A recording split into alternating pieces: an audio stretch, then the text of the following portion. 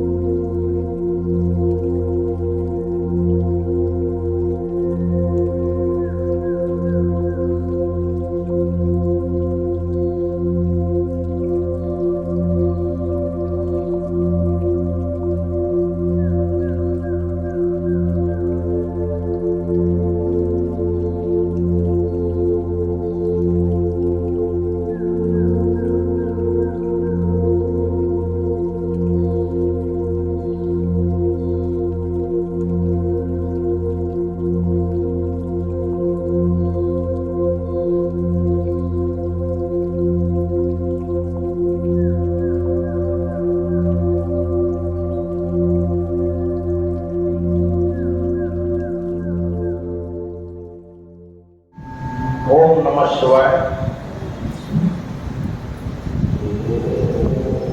रोज सवेरे ब्रह्म मुहूर्त के समय,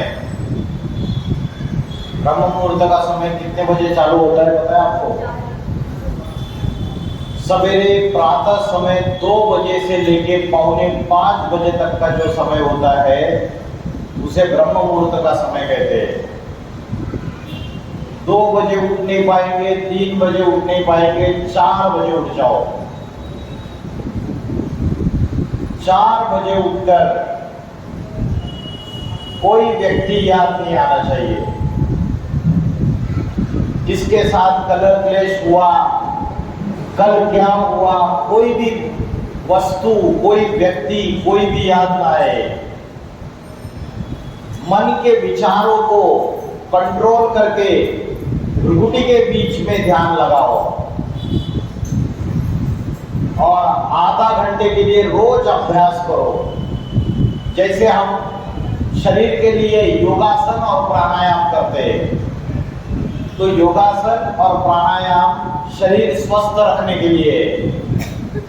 लेकिन अगर अपनी आत्मा को शक्तिशाली बनाना है, मन को शक्तिशाली बनाना है, तो आपको जो योग करना है वो मन का योग करना है। योग का वास्तविकता अर्थ क्या है? किसी को पता है योग इस शब्द का अर्थ क्या है? योग इस शब्द का अर्थ क्या है? किसी को पता है? योग माना, वेरी गुड, बहुत अच्छा जवाब दिया। योग का अर्थ है आत्मा का परमात्मा से मिलन, ये योग है। और शिव शंकर भोलेनाथ को कहते हैं योगीराज, योगेश्वर, योगियों का राजा। 33 कोटि देवी देवताओं में ये जितनी भी देवी देवता है उसमें ये अव्वल नंबर की देवता है, महादेव, देव देव महादेव। और उनके जितने भी चित्र और जितनी भी मूर्तियां आपको दिखाई देगी, हमेशा ध्यान मग्न अवस्था में बैठे हुए। तो मुझे बताइए, शंकर भगवान है तो किसका ध्यान कर रहे हैं? जो स्वयं भगवान है उसको किसी की ध्यान करने की दरकार है क्या? हम बोलते हैं शिव शंकर भोलेनाथ। क्या बोलते? शिव शंकर भोलेनाथ। शिव शंकर भोला भाला। तो शिव है भोला और शंकर है भाला। तो शिव कौन है और शंकर कौन है? दोनों अलग अलग है या एक ही है? हम इस बात को देखेंगे। अगर शंकर ध्यान मग्न अवस्था में बैठे हुए तो किसका ध्यान कर रहे? देखिए, पुराने मंदिरों में जाएंगे आप तो आपको शिवलिंग भी दिखाई देगा। मंदिर के मध्यवर्ती स्थान पे शिवलिंग रखा हुआ है। 12 ज्योतिर्लिंगों की भी पूजा होती है, तो शिवलिंग भी होता है। और पुराने मंदिर अगर आप देखेंगे तो चारों तरफ अनेक देवी देवताओं की मूर्तियां होती है और उसमें एक मूर्ति शंकर की भी होती है। तो शिवलिंग जब रखा हुआ है तो शंकर की मूर्ति अलग से क्यों रखी हुई है? तो कुछ तो कारण होगा जरूर। हम जब शिव के मंदिर में जाते हैं तो माथा टेकते हैं शिवलिंग के सामने। शिवलिंग का आकार ऐसे क्यों बनाया, किसी को पता है? कारण क्या है? जितने भी 33 कोटि देवी देवता है, हिंदू लोग, सनातन धर्म के लोग जिनको मानते हैं, उनको हाथ, कान, नाक, पैर सारा मनुष्य जैसा है। लेकिन जो शिवलिंग है उसका आकार ऐसे दिखाया हुआ है। तो उसका कारण क्या है? वो किसकी यादगार है? परमात्मा जो है, शिव जो है, वो निराकार ज्योति स्वरूप है। और परमात्मा जो निराकार ज्योति स्वरूप है, उसकी यादगार में शिवलिंग दिखाया हुआ है। शिव निराकार है, ज्योति स्वरूप है। तो परमात्मा जो निराकार ज्योति स्वरूप है, एक है निराकार और दूसरा है साकार। निर्गुण निराकार और सगुण साकार, ये दो रूप है। तो जो निर्गुण निराकार का रूप है वो है शिव, और जो सगुण साकार का रूप है वो है शंकर। तो जैसे हमारी आत्मा है, आत्मा आपको आंखों से दिखाई देती है क्या? आत्मा, शरीर दिखाई देता है, आत्मा दिखाई नहीं देती है। वैसे ही शिव जो है वो निराकार ज्योति स्वरूप है, और जो शंकर है वो सगुण साकार रूप है उसका। तो इसलिए शिव शंकर भोलेनाथ कहते हैं। निर्गुण निराकार और सगुण साकार, इन दोनों का जो मेल है, इसलिए हम शिव शंकर के नाम से उसको पुकारते हैं। तो शिव और शंकर, शिव का अर्थ बताया मैंने, निराकार ज्योति स्वरूप। इस निराकार ज्योति रूप को कैसे पूजा करें? तो भक्तों ने क्या किया? उसको ऐसा आकार दे दिया शिवलिंग का। और शंकर जो है सगुण साकार है। शंकर भोक्ता है और शिव है अभोक्ता। शंकर जो है वो जन्म मरण के चक्र में आने वाला है। जैसे हम तुम सारे जन्म मरण के चक्र में आते हैं, वैसे शंकर जो है वो जन्म मरण के चक्र में आने वाला है। और जो शिव है वो जन्म मरण के चक्र से न्यारा है, अजन्मा है, अगर्भा है। हम सभी मनुष्य मात्र जितने भी हैं उनका जन्म मां के गर्भ द्वारा होता है। लेकिन आपने देखा शिव के कोई माता पिता दिखाए क्या शास्त्रों में? कृष्ण के माता पिता दिखाए, राम के माता पिता दिखाए, लेकिन शिव के कोई माता पिता नहीं दिखाए। क्योंकि भगवत गीता में बोला है मैं अजन्मा हूं, मैं अगर्भा हूं। तो जो शिव है निराकार ज्योति स्वरूप, वो अजन्मा है, वो जन्म मरण के चक्र से न्यारा है, किसी मां के गर्भ द्वारा जन्म नहीं लेता है। लेकिन जो शंकर है वो कोई साकार मनुष्य है, वो जन्म मरण के चक्र में आता है। तो शंकर को तीसरा नेत्र दिखाया है। वो जो तीसरा नेत्र है वो शिव नेत्र है, उसको कहते हैं शिव नेत्र। तो शंकर जिसके ध्यान में बैठा हुआ है, जिसके याद में बैठा हुआ है, वो शिव है, निराकार ज्योति स्वरूप। हमारी आत्मा जो है वो भी निराकार है, ज्योति बिंदु स्वरूप है। जैसे दिए की ज्योत होती है, दिया जलाते हैं आप, तो वैसे दिए की ज्योत होती है, वैसे ही आत्मा की ज्योत हमारे यहाँ जल रही है। हम आज अपने शरीर में फंस गए, लेकिन आत्मा जो है उसको आप भूल गए पूरी तरीके से। तो शिव है निराकार ज्योति स्वरूप और शंकर है साकार। अभी शिव इस शब्द का अर्थ क्या है, किसी को पता है? शिव का अर्थ क्या है? शिव का अर्थ क्या है? किसी को शिव इस शब्द का अर्थ पता है? शिव का अर्थ है कल्याणकारी, जो सारे संसार में कल्याण ही कल्याण करता है। अभी दुनिया में कल्याण हो रहा है या अकल्याण हो रहा है? क्या हो रहा है? अकल्याण हो रहा है। घर में, समाज में, देश में, राज्य में, सभी जगह अकल्याण चल रहा है। दुख और अशांति का वातावरण चल रहा है पूरी तरीके से। पाप, अत्याचार, भ्रष्टाचार, दुख, अशांति, हिंसा, आतंकवाद सभी बढ़ता चला जा रहा है। और जब इसकी अति हो जाती है तब शिव जो है इस धरती पर अवतरित होते हैं। तो शिव जो है वो कल्याणकारी है। अभी आपने क्या सुना? भारत और पाकिस्तान की युद्ध चालू हो गई।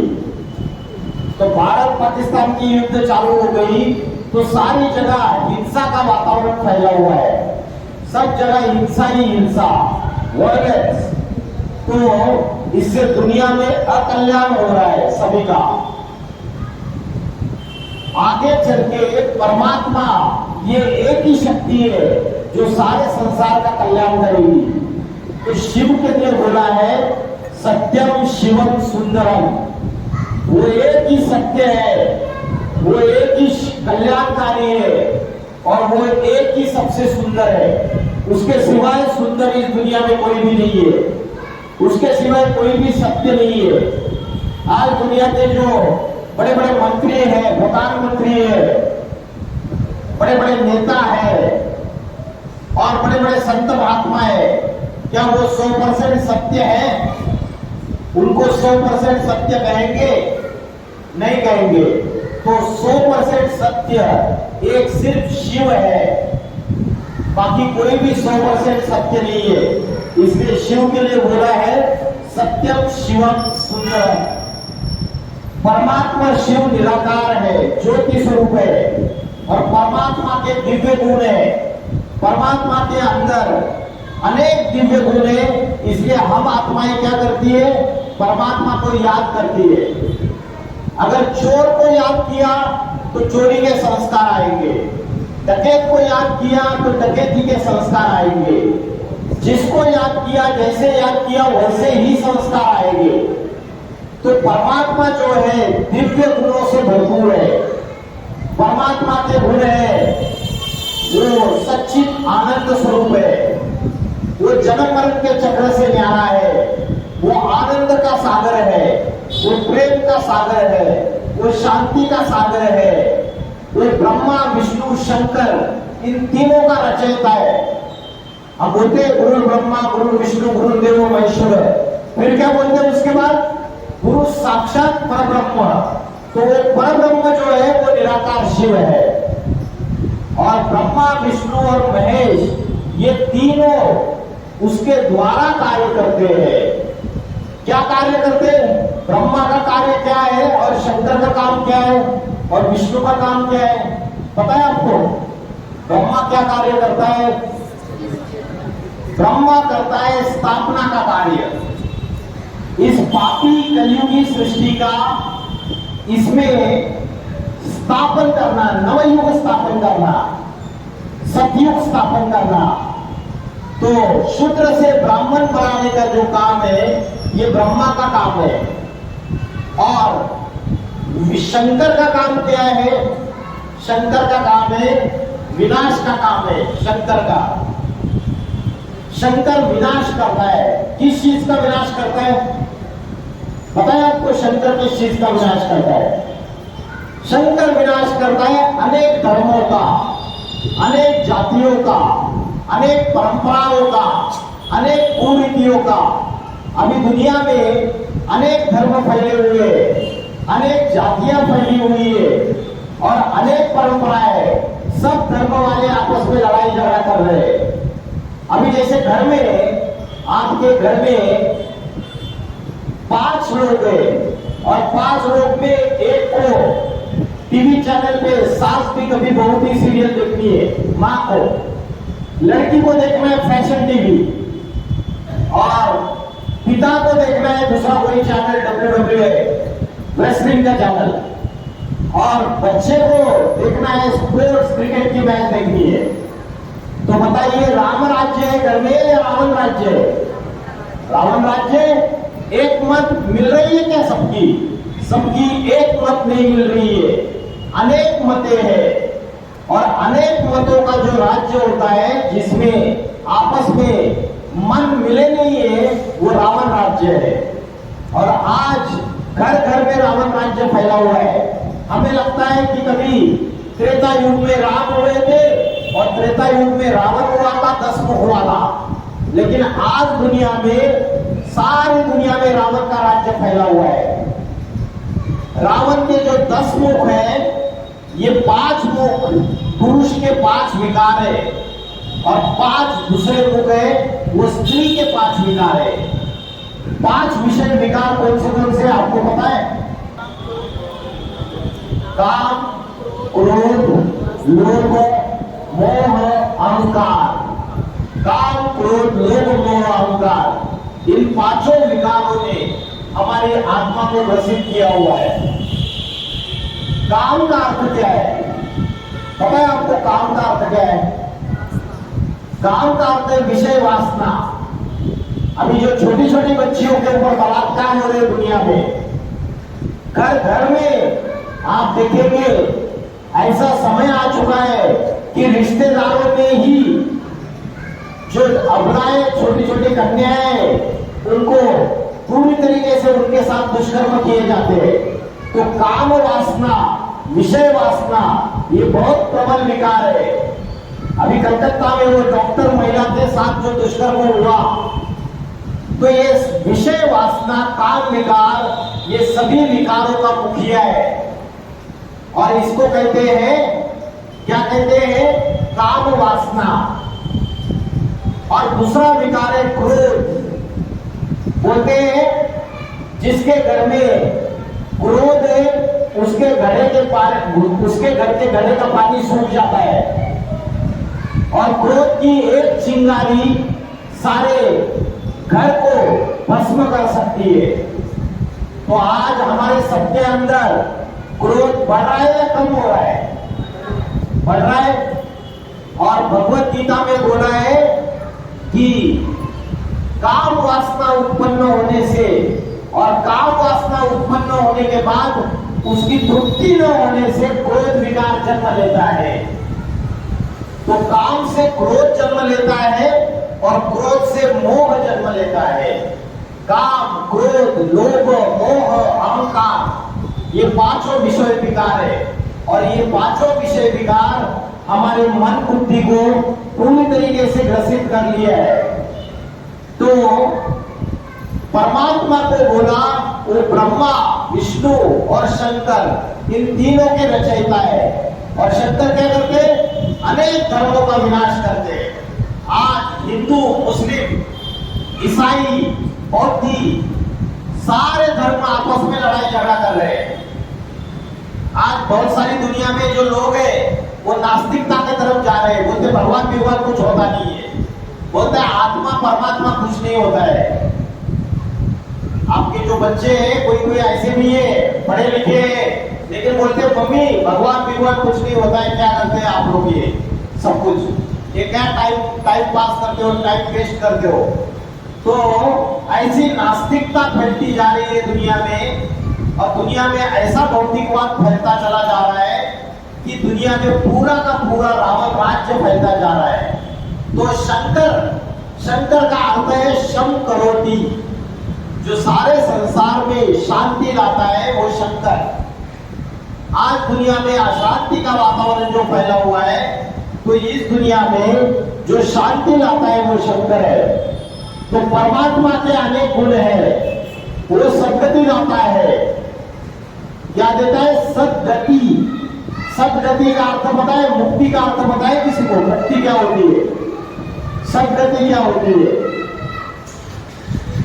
दुख दर्दों से मुक्ति, 5 विषय विकारों से मुक्ति, मन बुद्धि में कोई भी निगेटिव नकारात्मक विचार ना चले, मन बुद्धि में जो नकारात्मकता है वो गायब हो जाए, तो उसको कहते हैं सदगति, सद्बुद्धि। तो परमात्मा जो है वो 32 गुणों से भरपूर है, और परमात्मा के अंदर ये अनेक दिव्य गुण समाये हुए हैं। हम भगवान से जब योग लगाते हैं तो उसके अंदर के सारे दैवी गुण हमारे अंदर आ जाते हैं। आज हम सवेरे से लेकर शाम तक किसको याद करते हैं? किसको याद करते हैं? जिसको याद करेंगे वैसे ही बनेंगे। अगर हमारी आत्मा की बैटरी जो है वो अभी डिस्चार्ज है, क्योंकि मन और बुद्धि के अंदर 5 विषय विकार समाये हुए हैं। हम उस व्यक्ति के याद करते हैं जिस व्यक्ति के अंदर भी 5 विषय विकार है, काम, क्रोध, लोभ, मोह, अहंकार। तो उसको याद करने से हमारी बैटरी आत्मा की चार्जिंग होगी या और डिस्चार्ज होगी? क्या होगा? और डिस्चार्ज होगी। तो परमात्मा जो है वो दिव्य गुणों का भंडार है, उससे योग लगाएंगे, उससे बुद्धि का योग लगाएंगे, तो उसके अंदर के दैवी गुण हमारी आत्मा के अंदर आ जाएंगे। जैसे परमात्मा को बोला है वो सर्व आत्माओं का पिता है। जितने भी धर्म है, इस्लाम धर्म है, बौद्ध धर्म है, क्रिश्चियन धर्म है, वो सभी उस भगवान को मानते हैं। आप इस चित्र में देखिए, हिंदू लोग 12 ज्योतिर्लिंगों के रूप में पूजा करते हैं। अमरनाथ, सोमनाथ, काशी विश्वनाथ, है ना, और शिवलिंग के सामने जाके माथा टेकते हैं। तो शिव जो है वो निराकार ज्योति स्वरूप है। भगवत गीता में बोला है मैं ज्योतियों की ज्योति हूं। भगवान ने बोला मैं ज्योतियों की भी ज्योति हूं। आप अगर ईसाई धर्म का देखेंगे तो ईसाई धर्म में चर्च में जाते हैं और मोमबत्ती की, कैंडल की जो ज्योत होती है उसके ऊपर ध्यान लगाते हैं। तो वो भी मानते हैं, जीसस क्राइस्ट बोलते हैं गॉड इज लाइट, तो वो भी मानते हैं कि भगवान लाइट है, ज्योति रूप है। उसके बाद मुस्लिम धर्म में देखेंगे तो मुस्लिम धर्म में मक्का मदीना में जाते हैं, हज की यात्रा में जाते हैं, और वहां जो काबा है वहां एक संगे अस्वद नाम का पत्थर है। उस पत्थर का जो आकार है वो आकार शिवलिंग जैसा ही है। वो मुस्लिम लोग वहां जाते हैं, रोते हैं, चिल्लाते, गिड़गिड़ाते, चूमते उस पत्थर को, अपने सारे पाप बयान करते। तो उसका जो आकार है वो शिवलिंग जैसा है, उसे कहते हैं संगे अस्वद पत्थर। तो सारे धर्म वाले उस एक ही निराकार शिव को मानते हैं।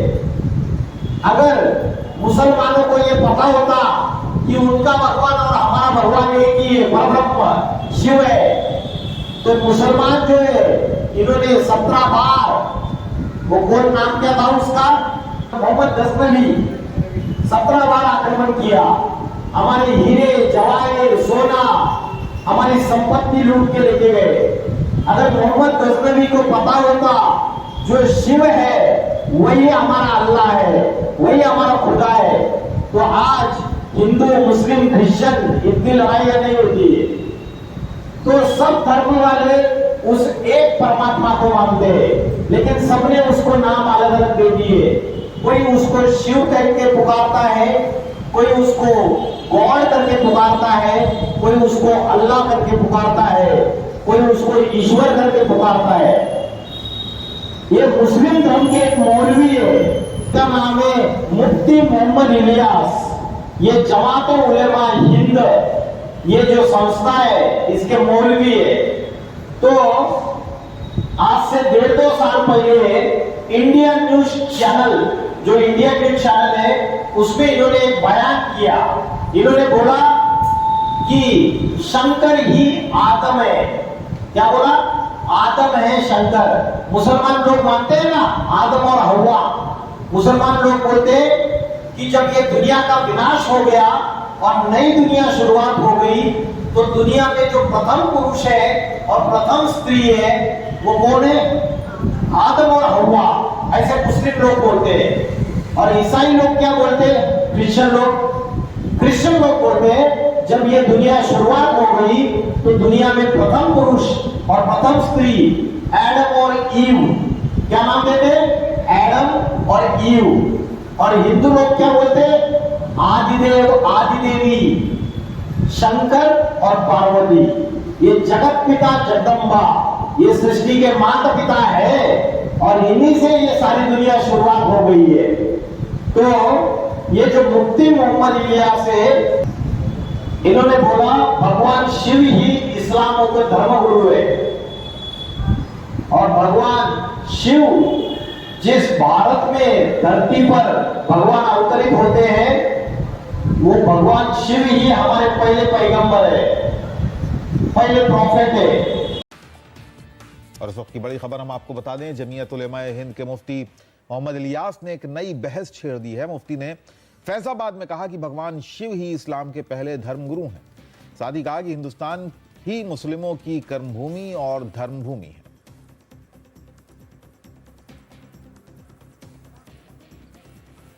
हमारे धर्म की शुरुआत लोग समझते हैं कि हमारा धर्म जो है वो मक्के मदीने से आया है। गलत है ये। हमारे धर्म की शुरुआत यहीं हिंदुस्तान से हुई है। शंकर जी वहाँ लंका में आए थे। वो हमारे धर्म के इस्लाम धर्म के सबसे पहले प्रॉफिट हैं। वो हिंदुस्तान में आए थे। ये हमारा जन्मभूमि भी है, हमारा धर्म भूमि भी है। इसलिए हमको उससे प्यार है। सारे जहाँ से अच्छा हिंदुस्तान हमारा।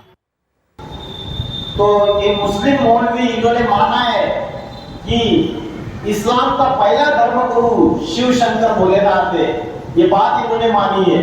तो शिव और शंकर, इन दोनों में हमने अर्थ देखा, उसका अंतर देखा।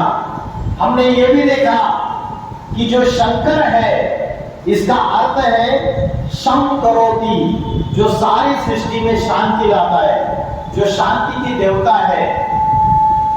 हम देखते हैं सावन महीने में, जो सावन मास होता है, उस समय हम शिव की भक्ति, शिव की पूजा ज्यादा करते हैं। उसका आध्यात्मिक रहस्य आपको पता है क्यों करते हैं? सावन में क्या होती है? बरसात होती है। क्या होती है? बरसात। तो ये जो बरसात है ये ज्ञान की बरसात है। परमात्मा शिव जब इस धरती पर अवतार लेते हैं तो ज्ञान की बरसात करते हैं। और ज्ञान की बरसात करके सारे संसार में आत्मा जो है वो पवित्र बन जाती है। अभी हमारी मनुष्य आत्मा में दैवी गुण ज्यादा है या राक्षसी प्रवृत्तियां ज्यादा है? क्या ज्यादा है? देवता के गुण ज्यादा है हमारे अंदर या राक्षसी प्रवृत्तियां बढ़ती चली जा रही है? राक्षसी प्रवृत्तियां बढ़ती चली जा रही है। सवेरे से लेकर रात तक हमारे मन में सकारात्मक विचार ज्यादा आते हैं या नकारात्मक विचार ज्यादा आते हैं? नकारात्मक विचार ज्यादा आते हैं, राक्षसी प्रवृत्तियां ज्यादा बढ़ती है। इसीलिए कलयुग का नाम है कलियुग। कलियुग का अर्थ पता है आपको? कलियुग का अर्थ ये है कि कली राक्षस जो है उसने सबके अंदर प्रवेश कर लिया है। और ये कली राक्षस क्या है पता है आपको? ये कली राक्षस है आपके अंदर के 5 विषय विकार: काम, क्रोध, लोभ, मोह, अहंकार। आज घर में और हमारे रिश्तेदारों के साथ प्रॉपर्टी के लिए झगड़े होते हैं नहीं होते? तूने मेरा भाई झगड़ा करता है प्रॉपर्टी के लिए, कोर्ट कचहरी में जाते हैं, एक दूसरे का मर्डर करने के लिए तैयार हो जाते हैं, एक दूसरे की मारपीट करने के लिए तैयार हो जाते हैं। तो लोभ है, लोभ, लालच बुरी बला है। लालच क्या है? मेरी थाली में जो परोसा है वो तो खाऊंगा ही, लेकिन दूसरे की थाली में जो परोसा है उसको छीन के खाऊंगा। और सनातन धर्म में बोला जाता है, सहज मिले सो दूध बराबर, मांग लिया सो पानी और छीन लिया सो खून बराबर। तो आज छीना झपटी चल रही है, या सहज सहज जो मिले उससे संतुष्ट है? आज लोग संतुष्ट नहीं है। आज धंधा धोरी बिजनेस करते, नौकरी करते, उसमें भी आज सारा का सारा काम झूठा काम हो गया है। रिश्वत दो, पैसे खिलाओ, झूठे काम करो, सारे गलत काम करो। आटा, दाल, चावल, तेल, खाने की सारी चीजें, पहनने की सारी चीजें, सब में मिलावट हो चुकी है, नहीं हो चुकी कलयुग में? तो कलयुग जो है वो झूठ खंड है, झूठ का युग है। और तुलसीदास जी ने आज से 500 साल पहले बोला, झूठे लेना, झूठे देना, झूठे भोजन, झूठ चबेना। आज से 500 साल पहले तुलसीदास जी ने बोला कि लेन देन झूठा हो गया, भोजन झूठा हो गया, खान पान झूठा हो गया। तो 500 साल के बाद क्या हालत हो गई समाज की? सारा ही झूठ खंड स्थापन हो गया। सवेरे से लेकर रात तक हम अपने आप को चेक करें, हम कितना झूठ बोलते हैं। दूसरों से भी झूठ बोलते हैं, अपने आप से भी झूठ बोलते हैं। तो ये जो 5 विकार है, ये आत्मा के अंदर पूरी तरीके से समाये हुए हैं। और ये 5 विषय विकारों का ये कली राक्षस है। इसके लिए बोला, कलयुग में कली राक्षस ने सबके अंदर प्रवेश कर लिया है। काम, क्रोध, लोभ, मोह, अहंकार, ये 5 विकारों के अधीन हो चुके हैं। और इससे हमारी मन बुद्धि जो है, ये मन बुद्धि पत्थर बुद्धि बनती जा रही है। इससे अच्छा ज्ञान हमारे दिमाग में बैठता ही नहीं है। इधर से सुनते हैं, इधर से चला जाता है। क्यों नहीं बैठता है ज्ञान?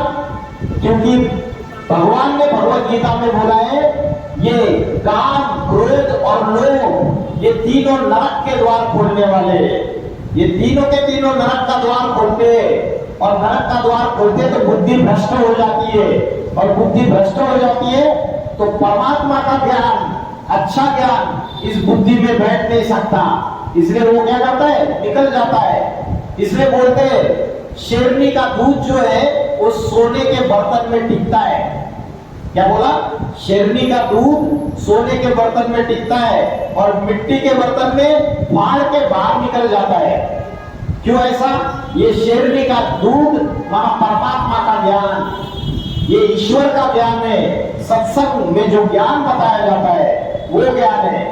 वो शेरनी का दूध सोने के बर्तन में टिकता है। और सोना माना सच्चाई, सोना माना पवित्रता। जिसकी बुद्धि पवित्र है, जिसकी बुद्धि सच्चाई है, जिसके आत्मा में, उसके अंदर ज्ञान टिकेगा ईश्वर का। बाकी जिसका मिट्टी का बर्तन है, और मिट्टी माना देहाभिमान की मिट्टी, विषय विकारों की मिट्टी, ये शरीर मिट्टी का पुतला है, मिट्टी में मिल जाता है। और सबसे ज्यादा प्यार किसको है? ये शरीर से ही प्यार है। ये शरीर 5 तत्वों का बना हुआ है। कौन से 5 तत्व है जिससे शरीर बना हुआ है? जल, वायु, अग्नि, पृथ्वी, आकाश। ये 5 तत्व है, जड़ तत्व है। इससे शरीर बना हुआ है। लेकिन हमारा मोह इस शरीर में लगा हुआ है। आंख, नाक, कान, जिह्वा, त्वचा, ये 5 कर्मेंद्रिया, ये मूत्र द्वार, ये मल त्याग करने वाला इंद्रिय, ये हाथ, ये पैर, ये सारी इंद्रियों में हमारी बुद्धि लगी हुई है। और भगवत गीता में क्या बोला है? भगवत गीता में बोला है, इंद्रिय जीते सो जगत जीत। भगवत गीता में बोला है, मन जीते सो जगत जीत। और भगवत गीता में बोला है, काम जीते सो जगत जीत। जिसने काम वासना को जीत लिया वो जगत जीत बन सकता है। जिसने अपने मन को जीत लिया वो जगत जीत बन सकता है। और जिसने अपनी इंद्रियों को जीत लिया वो जगत जीत बन सकता है। आज हम इंद्रियों के गुलाम है या नहीं है? डॉक्टर ने बोला डायबिटीज हो गया है, आपको रसगुल्ला गुलाब जामुन नहीं खाना है, और रसगुल्ला गुलाब जामुन सामने आ जाता है तो जिह्वा लचायमान हो जाती है, मुंह में पानी आ जाता है, और बुद्धि बोलती है अरे मत खा, डायबिटीज हो गया है। लेकिन इंद्रिया जो है वो बात मानती है कि हमारी बुद्धि की, हाथ आगे चला जाता है, रसगुल्ला उठा लेते, मुंह में डाल लेते। तो इंद्रिया हमारे कंट्रोल में नहीं है। आज ये इंद्रिया रूपी घोड़े हमारे भाग रहे, हमारा मन भी कंट्रोल में नहीं है, मन के गुलाम है, इंद्रियों के भी गुलाम हो चुके हैं पूरी तरीके से। तो इसका समाधान क्या है? फिर क्या समाधान है? जैसे शरीर का भोजन है वैसे आत्मा का भी भोजन है। शरीर का भोजन क्या है पता है आपको सभी को? शरीर का भोजन हम 3 टाइम लेते हैं, सवेरे से लेकर रात तक। लेकिन आत्मा का भोजन क्या है? किसी को पता है आत्मा का भोजन क्या है? आत्मा का भोजन है ज्ञान और ध्यान, ये 2 भोजन है। और ज्ञान है ईश्वर का ज्ञान, परमात्मा का ज्ञान, परमात्मा की महिमा। शिव को हमेशा दिखाया कैलाश पर्वत पे बिठाया हुआ है।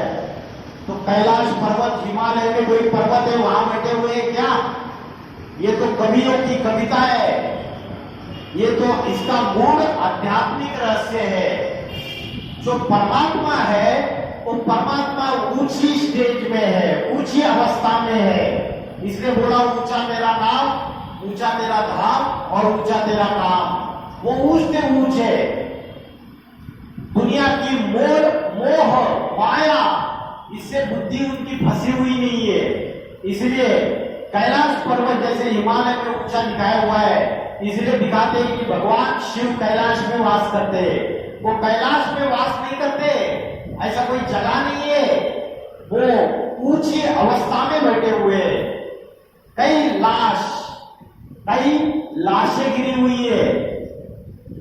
जैसे शंकर की एक ही देवता ऐसी है जिसका मंदिर जो है, जिसकी मूर्ति आपको शमशान में देखने में आएगी।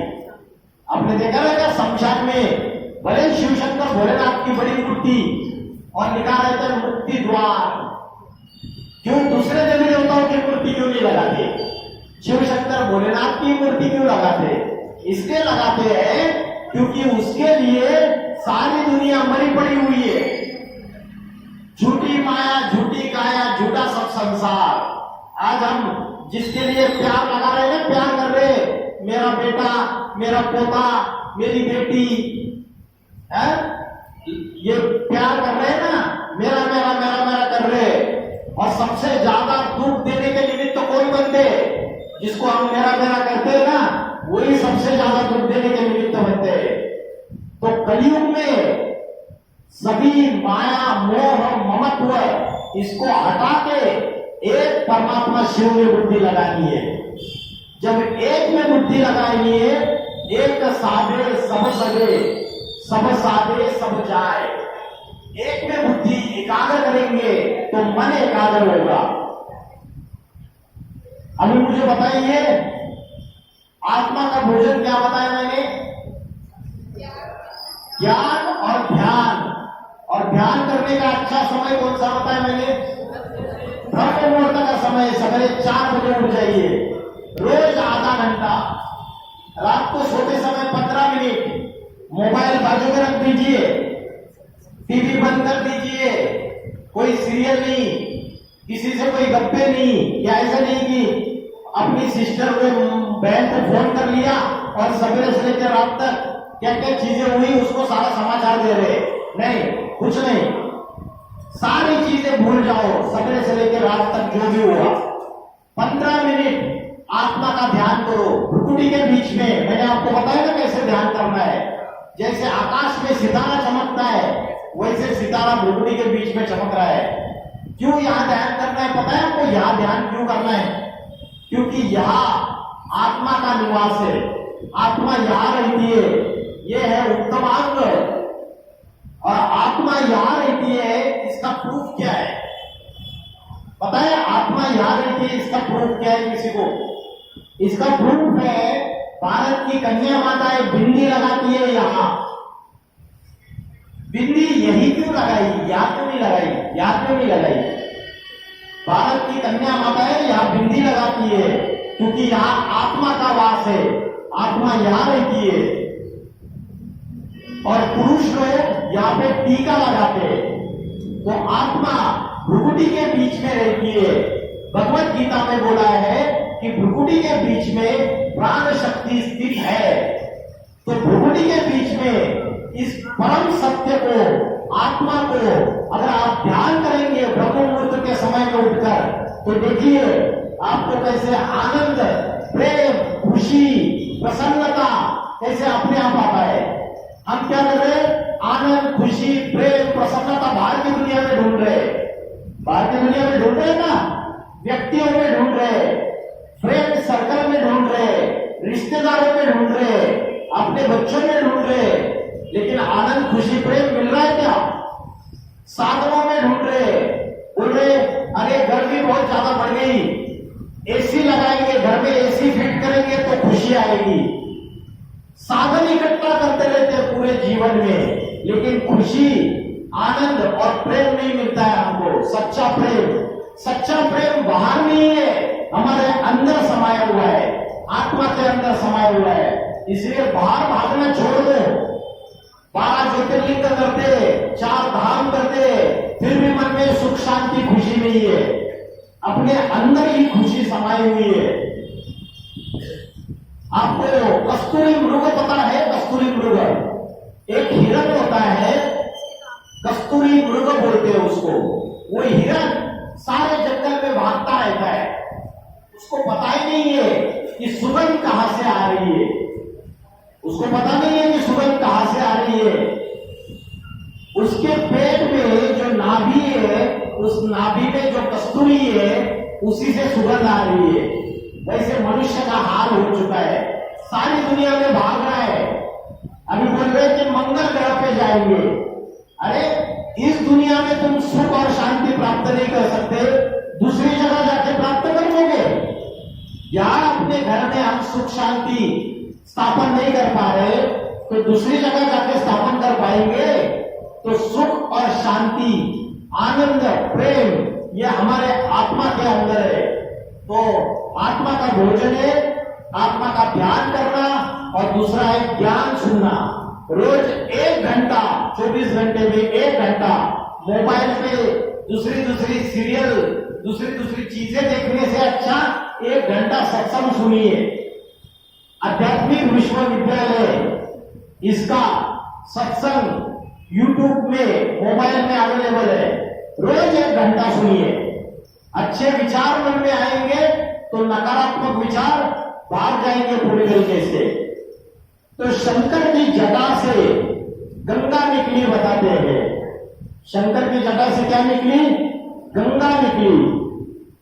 तो ये गंगा कौन सी गंगा है पता है आपको? ये गंगा सिर्फ पानी की गंगा नहीं है। कौन सी गंगा है?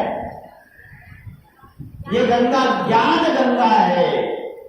अभी महाकुंभ मेले में कौन गया था? यहां से गए थे, करोड़ों लोगों ने डुबकी लगाई। क्या पाप खत्म हो गए? दुनिया में पाप और ही बढ़ते चले जा रहे हैं। सिर्फ पानी की गंगा में नहाने से पाप भस्म नहीं होंगे। ये ज्ञान की गंगा है। शंकर के जटा से जो गंगा निकली ये ज्ञान गंगा है। इस ज्ञान गंगा को जब हम अपने जीवन में धारण नहीं करेंगे, जब तक अपने व्यवहार में नहीं लाएंगे, प्रैक्टिकल व्यवहार में ये ज्ञान को आचरण में नहीं लाएंगे, तब तक हमारे अंदर के विषय विकार, पाप कर्म, विकर्म भस्म नहीं हो सकते। सिर्फ पानी की गंगा में नहाने से पाप कर्म भस्म नहीं होने वाले, उससे दुख दर्दों की मुक्ति नहीं होने वाली है। तो ये ज्ञान की गंगा की बात है। अभी आपने देखा शंकर को दिखाया नटराज। क्या दिखाया? नटराज। तो वो जो नाच नाचता है ये ज्ञान की डांस करता है, ज्ञान का नाच। जब भगवान शिव इस धरती पर आते हैं तो वो ज्ञान का डांस करते हैं। अच्छा, भगवान शिव कब आते हैं इस धरती पर? भगवान का आने का समय कौन सा है पता है आपको? भगवान का आने का समय कौन सा है? अभी समय आ चुका है क्या भगवान का आने का? दुनिया में पाप, भ्रष्टाचार, अत्याचार, दुख, अशांति, हिंसा, आतंकवाद बढ़ता चला जा रहा है। तो भगवान का आने का समय है या नहीं? अभी है। अभी देश आपस में लड़ाई झगड़ा कर रहे हैं। भारत पाकिस्तान की युद्ध चालू हो चुकी है, आगे चल के तीसरे विश्व युद्ध में परिवर्तित हो जाएगा। इतनी हिंसा हो जाएगी, इतनी त्राही मचेगी। जैसे कोरोना हुआ था, कोरोना 2020-21 में, तो कितने लोग मरे थे? लाखों लोग मरे थे। तो अभी ऐसा समय आने वाला है, उत्तर दक्षिण पूर्व पश्चिम 24 काल फिरे। काल मन मृत्यु, सारे मृत्यु का तांडव होने वाला है। क्योंकि दुनिया में मनुष्य ने धरती माता के ऊपर पापों का बोझा मनुष्य बढ़ाता चला जा रहा है, और धरती माता के ऊपर पापों का बोझा बढ़ेगा तो धरती माता बदला लेगी या नहीं लेगी? कितना सहन करेगी? एक समय ऐसा आएगा कि धरनी कंप, भूकंप हो जाएगा, बड़े बड़े शहर पूरी तरीके से खलास हो जाएंगे। अभी दिल्ली में भूकंप आ रहे हैं नहीं आ रहे बार बार? तो मनुष्य पापों का बोझा बढ़ता चला जा रहा है। तो भगवान का आने का समय भगवत गीता में बताया, जब जब धर्म की ग्लानि होती है, अधर्म का बोलबाला होता है, जब दुर्जनों का विनाश करने के लिए और सज्जनों की रक्षा करने के लिए मैं अति साधारण मनुष्य शरीर में अवतार लेता हूं।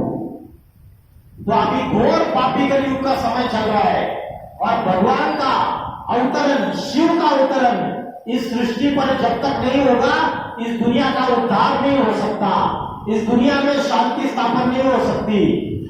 आज के राजनेता, आज का अभिनेता आज की दुनिया को सुधार नहीं सकते। स्वयं शिव परमात्मा आके पापी कलयुग का विनाश और पावन सतयुग की शुरुआत, नवयुग की स्थापना कर सकते हैं, युग परिवर्तन कर सकते हैं। हम एक त्योहार मनाते हैं, महाशिवरात्रि। सुना है आपने महाशिवरात्रि? आपने कभी सोचा रात्रि शब्द का प्रयोग क्यों किया? महारात्रि ऐसा क्यों बोला? राम का जन्मदिन रामनवमी के रूप में मनाते, कृष्ण का जन्मदिन कृष्ण जन्माष्टमी के रूप में मनाते। तो शिव जब इस धरती पर अवतार लेते हैं तो महाशिवरात्रि क्यों बोला? किसी को पता है क्यों बोला रात्रि? अरे वाह, बहुत बढ़िया, बहुत अच्छा बताया। जो कलयुग है वो रात्रि के समान है। अभी ये जो कलयुग चल रहा है ये एक प्रकार की रात्रि है। रात्रि में क्या होता है? अंधकार। और अंधकार में क्या होते हैं? अच्छे कर्म होते हैं या पाप कर्म होते हैं? सारे गंदे कर्म, सारे पाप कर्म होते हैं।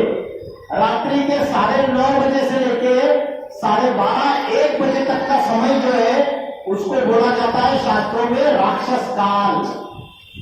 ये राक्षस काल के समय जगना नहीं रहता है, सो जाना रहता है, और ब्रह्म मुहूर्त के समय जगना रहता है। आज क्या कर रहे हैं घर घर में? कितने बजे सोते हैं? रात को 12 बजे, 1 बजे, 2 बजे। और जो बच्चे हैं वो बच्चे तो 3-3, 4-4 बजे तक जगते हैं, और वो गंदे गंदे सीरियल देखेंगे, गंदे गंदे मूवी देखेंगे, उसमें हिंसा, उसमें सेक्सुअलिटी, सारी गलत चीजें दिमाग में डालेंगे, कचरा डालेंगे और फिर सो जाएंगे। तो इससे दुनिया में पतन हो रहा है, घोर पापी कलयुग विनाश की तरफ अग्रसर हो रहा है। मन और बुद्धि में राक्षसी वृत्तियां बढ़ती चली जा रही है। तो महाशिवरात्रि इसलिए बोला क्योंकि घोर कलयुग की अज्ञान अंधकार की जब रात्रि फैल जाती है, ऐसे समय शिव इस धरती पर अवतरित होते हैं। और शिव इस धरती पर जब अवतार लेते हैं, किसी मां के गर्भ द्वारा जन्म नहीं लेते हैं, शिव किसी साधारण मनुष्य शरीर में प्रवेश करते हैं। जैसे कोई भूत प्रेत किसी में प्रवेश कर लेता है, बोलते ना इसमें भूत आ गया करके, वैसे परमात्मा शिव जो है किसी साधारण मनुष्य शरीर में प्रवेश करके उसके द्वारा ज्ञान की गंगा बहाते, आध्यात्मिक ज्ञान सुनाते, आत्मा और परमात्मा का ज्ञान सुनाते। आपने देखा रहेगा, शास्त्रों में दिखाया है, शिव शंकर भोलेनाथ बैठे हुए और सप्तर्षि, जो सप्तर्षि है उनको ज्ञान सुना रहे, उनके गुरु बन के बैठे हुए। तो अभी भगवान टीचर बन के, गुरु बन के इस दुनिया में आने का समय है। और मैं आपको ये संदेश दे रहा हूं कि भगवान गुप्त वेश में इस भारत में अवतरित हो चुके हैं। वर्तमान में शिव आए, क्योंकि ये दुनिया, ये हिंदू मुस्लिम ईसाई, ये आपस में लड़ाइयां लड़के सब मरने वाले। आगे चल के सारी दुनिया में मनुष्य अपने विनाश के साधन तैयार कर चुका है, और भगवान आके क्या करता है, स्थापना का कार्य करता है, नव युग स्थापन करने का कार्य करता है। आगे चल के कौन सा युग आएगा? कलयुग का विनाश होगा तो कौन सा युग आएगा? सतयुग आएगा। सतयुग को बोलते हैं राम राज्य। क्या बोलते हैं? राम राज्य। और जब सतयुग आएगा तो आज की जैसी बीमारी नहीं होगी, कोई बीमारी, कोई रोग नहीं होंगे शरीर को, कोई चोरी नहीं होगी, कोई डकैती नहीं होगी, कोई गंदे काम नहीं होंगे, विषय वासना नहीं होगी, 5 विषय विकार नहीं होंगे। तो आने वाली जो नई दुनिया है, सतयुग है, तो परमात्मा शिव आके त्रिदेवों के द्वारा कार्य करता है। ब्रह्मा के द्वारा सारी दुनिया जो शूद्र बन चुकी है, वो शूद्र से ब्राह्मण बना देता है। मुझे बताइए, आज जाति का जो ब्राह्मण है, उसके आचार और विचार ब्राह्मण जैसे रहे? आचार और विचार किसी भी के ब्राह्मण जैसे नहीं रहे। और ब्राह्मण का अर्थ क्या है? ब्राह्मण है ब्रह्मा की संतान। और ब्राह्मण का अर्थ है जिसका मन भी पवित्र है, जिसकी वाणी भी पवित्र है, और जिसके कर्म भी पवित्र है, वो ब्राह्मण। तो आज वाणी भी पवित्र है, मन भी पवित्र है, और कर्म भी पवित्र है। ऐसे ब्राह्मण दिखाई देते हैं? नहीं दिखाई देते। जब भगवान आके ब्रह्मा के द्वारा शूद्र से ब्राह्मण बनाता है, सारी दुनिया शूद्र हो चुकी है, कर्म हमारे शूद्र जैसे कर्म हो चुके हैं, तो परमात्मा आके शूद्र से ब्राह्मण बनाता है, ब्रह्मा के द्वारा स्थापना करता है, और शंकर के द्वारा हमारे अंदर की राक्षसी वृत्तियों का, विषय विकारों का, काम क्रोध लोभ मोह अहंकार, इन सभी राक्षसी वृत्तियों का विनाश करता है। और जब नई दुनिया आएगी, सतयुग आएगा, राम राज्य आएगा, तब विष्णु के द्वारा पालना करेगा नई दुनिया की। आने वाला जो युग है वो देवी देवताओं का युग है। आज दुनिया में देवी देवता है क्या? आज दुनिया में देवी देवता नहीं है। आज दुनिया में राक्षस ही राक्षस है। महाभारत में एक दुर्योधन दिखाया, एक दुशासन दिखाया, एक द्रौपदी दिखाई। आज करोड़ों द्रौपदी है जिनका चीर हरण हो रहा है, और करोड़ों दुर्योधन और दुशासन है। रामायण में एक रावण दिखाया, एक राम दिखाया। आज ढेर सारे रावण है। रावण का अर्थ है रावणते इति लोकाः, जो लोगों को रुलाता है वो रावण। मन से, वाचा से और कर्म से दूसरों को जो दुख देता है वो रावण है। तो हम अपने आप को चेक करें, हम किसी को मन से, वाचा से और कर्म से अगर दुख दे रहे तो हम भी रावण है। तो राम और रावण की युद्ध हमारे मन के अंदर चल रही है। तो भगवान आके ब्रह्मा, विष्णु और शंकर के द्वारा ये स्थापना, पालना और विनाश का कार्य कर रहे हैं। आपने देखा शंकर के हाथ में डमरू दिखाया, बोलते शिव का डमरू डम डम बोले, अगम निगम के भेद बोले। ये अगम निगम, इसका मतलब क्या है कि इस दुनिया में हम कब आए और इस दुनिया से वापस कब जाएंगे, कहां जाएंगे। हमारा घर कौन सा है पता है? हमारा घर, ये जो घर है ये हमारा घर नहीं है। हमारी आत्मा आई है ब्रह्मलोक से, परम धाम से, जिसको कहते हैं ब्रह्मलोक। और सतयुग, त्रेता युग, द्वापर युग और कलयुग, हम जन्म मरण के चक्र में अटक गए। और कलयुग का जब विनाश हो जाएगा पापी कलयुग का, तो सारी आत्माएं फिर से ब्रह्मलोक वापिस चली जाएगी, परम धाम वापिस चली जाएगी। तो बोलते शिव का डमरू डम डम बोले, अगम निगम के भेद खोले कि कलयुग का विनाश कब होने वाला है और नए युग की स्थापना, सतयुग की स्थापना कब होने वाली है। आपने देखा ब्रह्मा विष्णु और महेश में ब्रह्मा को कपड़े पहने हुए दिखाया है, ब्रह्मा को वस्त्र पहने हुए दिखाया है, और विष्णु को भी दिखाया पीतांबर वस्त्र पहना हुआ। विष्णु को दिखाया अलंकार है, पूरे बॉडी के ऊपर अलंकार से सुसज्जित है। लेकिन शंकर को वस्त्र नहीं दिखाए, निर्वस्त्र दिखाया। ऐसा क्यों? कारण पता है आपको? आध्यात्मिक रहस्य पता है इस बात का कि शंकर को निर्वस्त्र क्यों दिखाया, शंकर को नग्न क्यों दिखाया? जैनियों में जो दिगंबर होते हैं वो भी नग्न रहते, क्यों रहते? शंकर को नग्न क्यों दिखाया? और नागा बाबा जो होते हैं ना, नागा बाबा, वो भी नग्न रहते।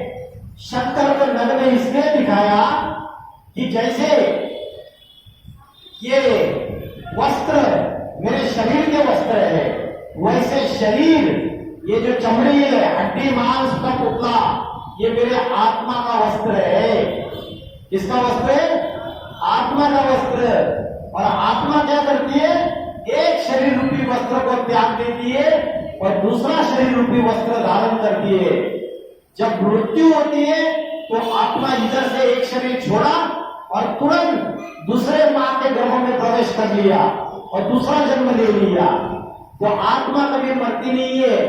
तो शंकर जो है उसको निर्वस्त्र इसलिए दिखाया क्योंकि उनको अपने इंद्रियों रूपी, देह रूपी वस्त्र का, देहभान का किसी भी प्रकार से उनको कोई भी स्मृति नहीं है, अपने इंद्रियों की स्मृति नहीं है, अपने देह की स्मृति नहीं है, इसलिए शंकर को दिखाया निर्वस्त्र। जैसे आपने गुरु नानक जी का फोटो देखा है? गुरु नानक जी का फोटो देखो, आंखें चढ़ी हुई है। आप महात्मा बुद्ध का फोटो देखो, आंखें चढ़ी हुई है। आप शिव शंकर भोलेनाथ का फोटो देखो, ध्यानवर्ण अवस्था में आंखें चढ़ी हुई है। जैसे इस दुनिया में होते हुए भी इस दुनिया में नहीं है, माया मोह से परे है। तो इसलिए शंकर को दिखाया निर्वस्त्र, क्योंकि उनको अपने शरीर का भान नहीं है, शरीर की इंद्रियों का भान नहीं है। और शंकर ने गले में क्या दिखाया? सर्प दिखाया। उनके कमर में नहीं सर्प दिखाया। ये सर्प विष की निशानी है, विषय विकारों की निशानी है। और विषय विकार क्या है? विषय वासना, काम वासना, लस्ट। ये जो काम वासना है ये सभी मनुष्यों के अंदर है। तो भगवान जब आता है तो ऐसे विषय वासना धारण किए हुए मनुष्य को अपने नजदीक लेता है।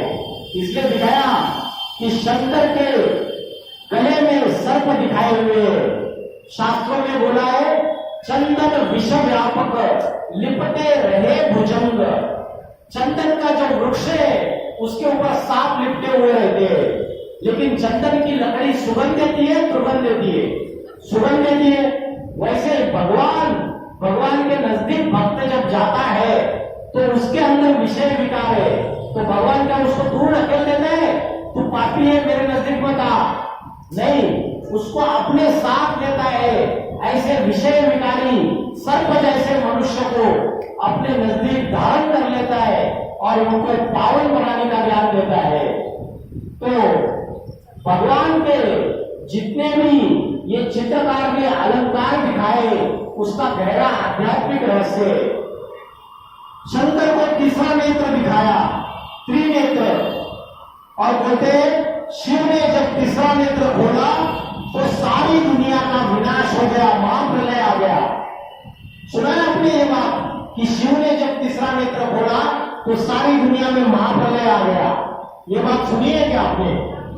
तो ये जो तीसरा नेत्र है ये ज्ञान का तीसरा नेत्र है, ये बुद्धि का तीसरा नेत्र है। और अभी वर्तमान समय में भगवान ने ये ज्ञान सुनाना शुरुआत कर दिया है और ये बुद्धि का तीसरा नेत्र बताना चालू कर दिया है।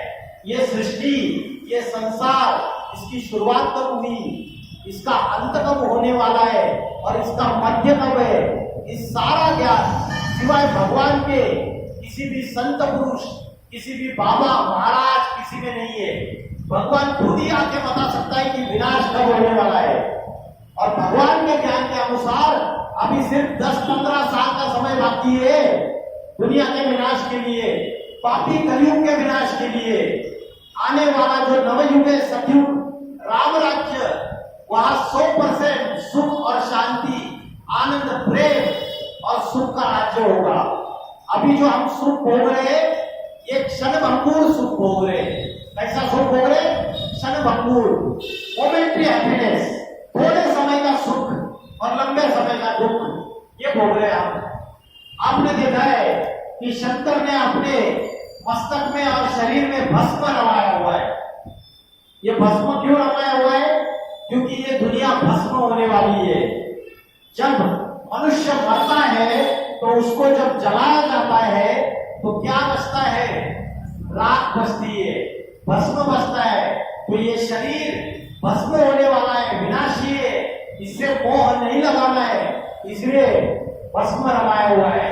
तो हम भस्म तो रमाते लेकिन उसका अर्थ नहीं समझते हैं।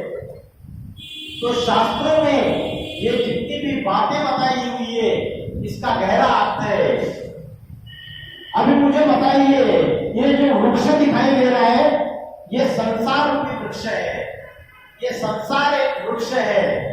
इस संसार रूपी वृक्ष का कोई बीज भी होगा, कोई जड़ें भी होगी, इसका कोई तना भी होगा, इसकी टहनियां भी होगी और इसके पत्ते भी होंगे। तो ये संसार रूपी वृक्ष का बीज कौन है? पता है किसी को कौन बीज है? किसने ये इस वृक्ष का बीज डाला और तब ये संसार रूपी वृक्ष तैयार हो गया? कौन है इसका बीज?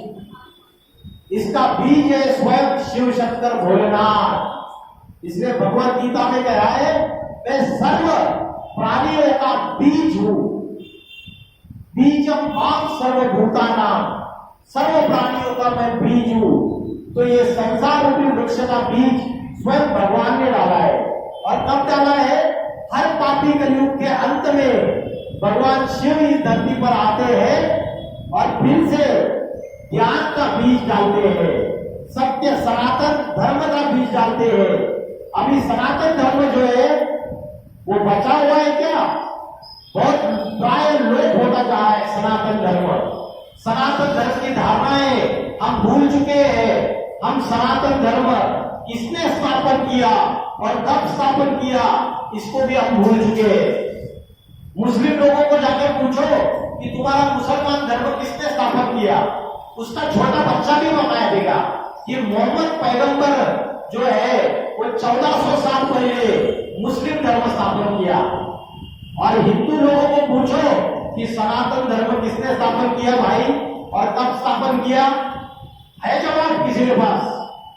सनातन धर्म स्वयं शिव शंकर भोलेनाथ ने स्थापन किया। हर पापी कलयुग के अंत में भगवान इस साधारण दुनिया में साधारण मनुष्य शरीर में अवतार लेते हैं। आज वो दुनिया में आए हुए हैं लेकिन हम उनको पहचान नहीं पा रहे।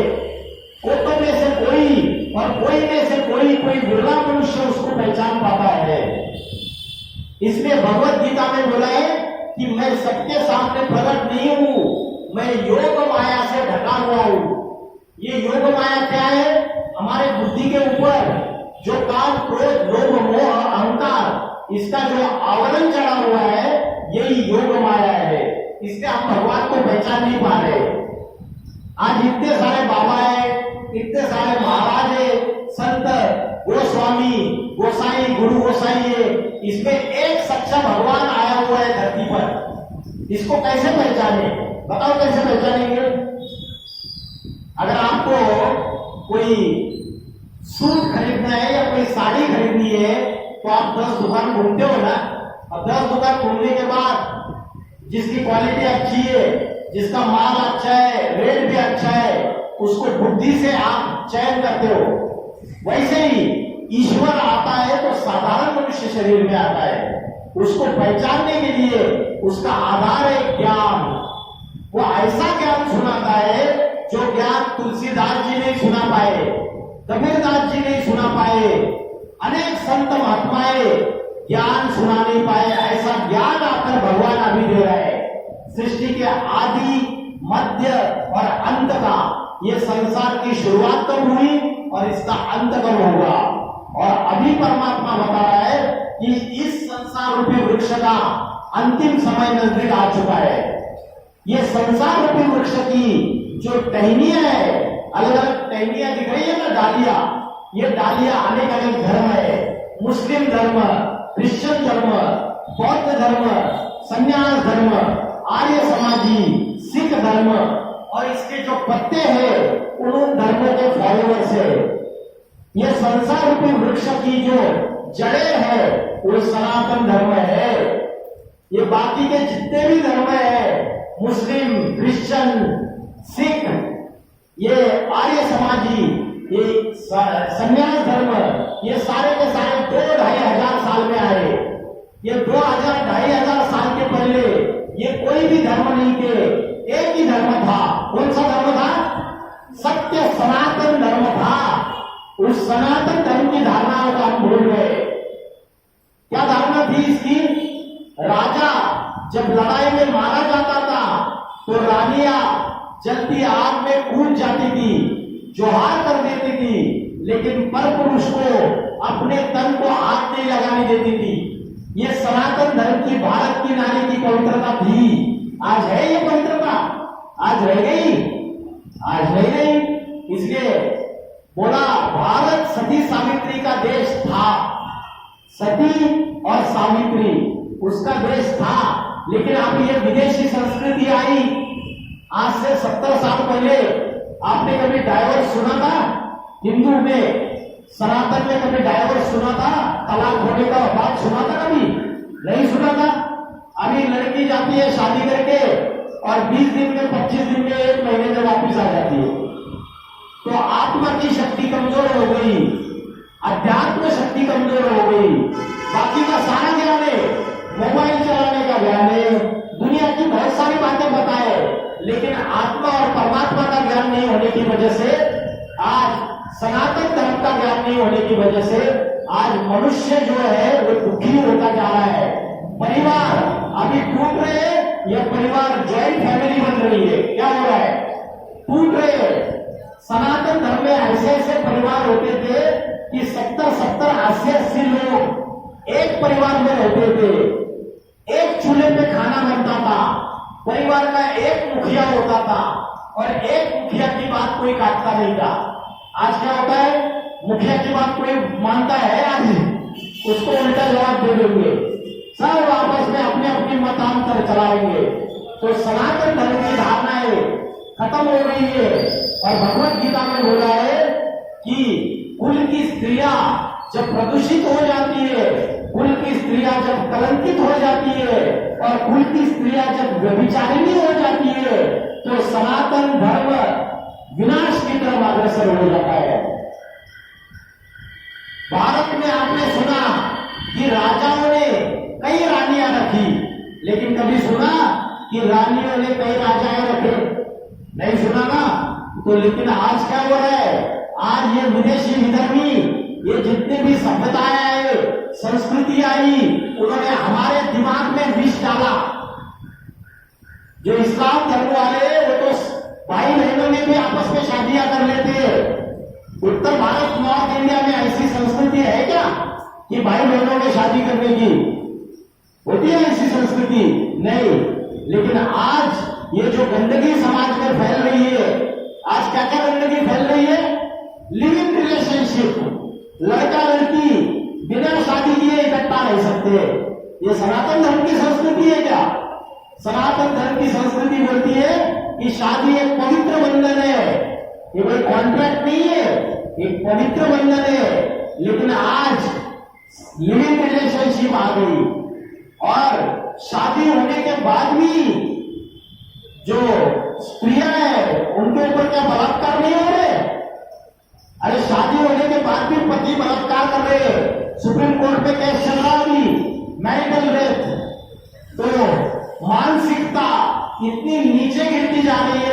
की, मनुष्य इतना नीचे गिरता जा रहा है। अभी महाकुंभ मेले में क्या हुआ पता है? महाकुंभ मेले में वहां सब लोग आत्मशुद्धि के लिए गए, लेकिन वहां कोई ऐसे पुरुष है जिन्होंने क्या किए, महिलाएं जो नहा रही है उनके फोटो बनाए, वीडियो बनाए, और वो जो कपड़े चेंज कर रहे हैं उसके भी वीडियो बनाए और सोशल प्लेटफॉर्म्स पे ये टेलीग्राम, यूट्यूब इसमें डालना चालू कर दिया और पैसा कमाना चालू कर दिया। तो मानसिकता कितनी नीचे गिरती जा रही है, राक्षसी प्रवृत्तियां कितनी बढ़ती चली जा रही है। तो सनातन धर्म को बचाएं क्या अभी? अरे जो चिल्ला रहे हैं हम सनातनी है सनातनी है, उनमें से किसी को पूछो कि भगवत गीता में क्या लिखा है बताओ। इसमें से किसको भगवत गीता का ज्ञान है? कितने लोगों को भगवत गीता का ज्ञान है? हाथ ऊपर करो। भगवत गीता जो सनातन धर्म का, हिंदू धर्म का सबसे मुख्य धर्म ग्रंथ है, जिसमें बोला भगवान उवाच, क्या बोला? भगवान उवाच, जो गीत स्वयं भगवान ने गाया हुआ है। आज उस भगवत गीता में क्या लिखा है हमको कुछ पता नहीं है। हम बोल रहे हैं हम सनातनी है, हम बोल रहे हैं हम हिंदू है। उनको बच्चों को जाकर पूछो कुरान में क्या लिखा है, छोटे छोटे बच्चे आपको सारा बता देंगे। उनको पूछो क्या क्या लिखा हुआ है हदीस में, कुरान में, सारी बातें बता देंगे। तो आज हम विदेशी संस्कृति से आकर्षित होकर अपनी सनातन धर्म की धारणाओं को भूल रहे हैं। और ऐसे समय इस सृष्टि का जो बीज है शिव शंकर भोलेनाथ, वो इस धरती पर अवतार लेते हैं और इस धरती पर अवतार लेके पापों का विनाश और सत्य सनातन देवी देवता धर्म की फिर से स्थापना ये कार्य करते हैं। शंकर ने कामदेव को भस्म किया। ये कामदेव कोई व्यक्ति नहीं है, कोई देव नहीं है, ये अपने अंदर के विषय वासना को भस्म कर दिया।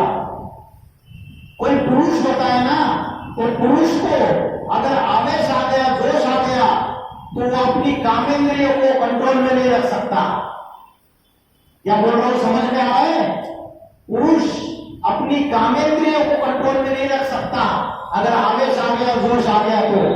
लेकिन शिव शंकर भोलेनाथ ऐसे परम पुरुष है जो अपनी कामेंद्रियों को 100% कंट्रोल में रख देते हैं। इससे शिव के लिंग की पूजा होती है।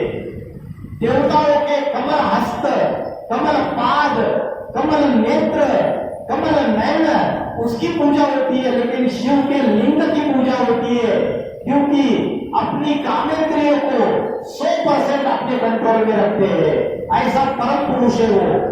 तो शंकर के द्वारा विनाश गाया हुआ है। अभी बोलो कोई भगवान है वो अपने घर का विनाश, अपने बच्चों का विनाश खुद करेगा क्या? बताओ। कोई घर का मालिक है वो खुद घर का विनाश करेगा क्या? ये 4 युग दिखाई दे रहे। स्वस्तिक जो चिन्ह है, ये स्वस्तिक के जो 4 खाने हैं, ये 4 युग है। कौन से 4 युग है? सतयुग, इसको बोलते हैं स्वर्ग, वैकुंठ। दूसरा है त्रेतायुग, तीसरा है द्वापर युग और चौथा है कलयुग। अभी कौन सा युग चल रहा है? गलत बोला आपने। अभी चल रहा है घोर पापी कलयुग, अति चल रही है पापों की। तो ऐसा जो घोर पापी कलयुग का जो लास्ट समय है, 100 साल का समय, जिसको बोलते हैं युग परिवर्तन का समय, पापी कलयुग का अंत और पावन सतयुग की शुरुआत, इसका जो संगम है, दुख और सुख का संगम, अशांति और शांति का संगम, असत्य की दुनिया और सत्य की दुनिया का संगम, ये 100 साल का जो संगम है, ये संगम युग का समय अभी चल रहा है, पुरुषोत्तम संगम युग। और इसी 100 साल के संगम में भगवान शिव इस धरती पर पधार चुके हैं। अभी ये पापी कलयुग में सारी आग की लपटे में जल रहा है। ये पापी कलयुग, काम, क्रोध, लोभ, मोह, अहंकार, इस पापों की कलयुग में चल रहा है। सारी दुनिया तीसरे विश्व युद्ध के कगार में खड़ी है। मनुष्य ने अपने विनाश के सारे साधन तैयार कर लिए। साधन तैयार किए नहीं किए? आज छोटे से छोटे देश के पास एटम बम है, आज छोटे से छोटे देश के पास परमाणु अस्त्र है। में परमाणु शस्त्र है। अभी पाकिस्तान पिछले 5 दिनों से कौन सी धमकी दे रहा है? क्या धमकी दे रहा है पाकिस्तान? परमाणु बम का विस्फोट कर देंगे, और खासकर दिल्ली वालों को धमकी दे रहा है, तुम्हारे दिल्ली को उड़ा देंगे करके। तो मनुष्य ने अपने विनाश के सारे साधन तैयार कर लिए। इसलिए शंकर ये देवता है जिसके नाम के आगे लगा दिया हर हर बम बम। क्या लगा दिया? बम बम। वो बम ऐसा बम है, जब वो इस दुनिया में आता है तो मनुष्य एटम बम तैयार कर लेता है। भगवान विनाश नहीं कराता है, मनुष्य खुद ही अपना गड्ढा खोदता है, मरने के लिए सारे साधन तैयार कर लेता है। समझ में आ रहा है? तो शेख चिल्ली जिस पेड़ की डाली पे बैठा हुआ है उसी डाली को काट रहा है, तो वो खुद भी नीचे गिरेगा या नहीं गिरेगा? आज हमारे घर के नीचे बारूद बिछाई हुई है, तो हम क्या घर में सुरक्षित है? नहीं है। वैसे ही सारी दुनिया में बारूद बिछाई हुई है। ये परमाणु अस्त्र शस्त्र ये सारी दुनिया में हिंदू मुस्लिम ईसाई धर्म के आधार पे, जाति के आधार पे झगड़े चल रहे। देश देश में, राज्य में, समाज में सब झगड़े चल रहे। तो सारी दुनिया में विनाश का समय है। अगर भूकंप हुए तो बड़ी बड़ी इमारतें ताश के पत्ते के जैसे नीचे गिर जाएगी। बड़े बड़े शहरों में जो इमारतें हैं वो ताश के पत्ते के जैसे नीचे गिर जाएगी।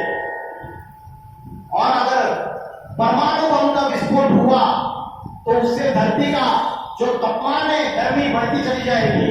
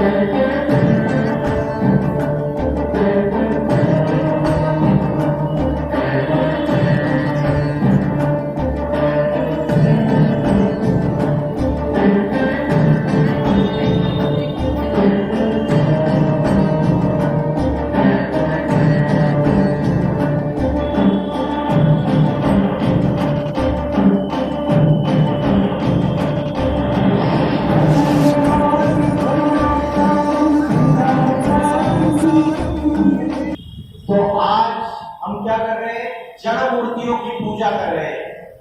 जैसे ये शिव का मंदिर है तो हम शिव की पूजा कर रहे हैं, लेकिन शिव की जो मूर्ति बनी हुई है ये पत्थर की मूर्ति बनी हुई है। आपको पता है द्वापर युग में शुरू में जब शिव का लिंग बनता था तो स्वर्ण लिंग होता था, सोने का लिंग बनता था। उसके बाद में रजत लिंग बनने लगा, चांदी का। उसके बाद में तांबे का, और अभी कलयुग में पत्थर की मूर्ति बनने लगी। तो ये जड़ मूर्ति की पूजा कर रहे हैं, लेकिन अभी शिव स्वयं चैतन्य रूप में आए हुए हैं। तो जड़ मूर्ति की पूजा करेंगे या भगवान जो साक्षात मनुष्य के सामने आके, भक्तों के सामने आके उनको ज्ञान दे रहा है उसको धारण करेंगे? ये फैसला हमें करना है।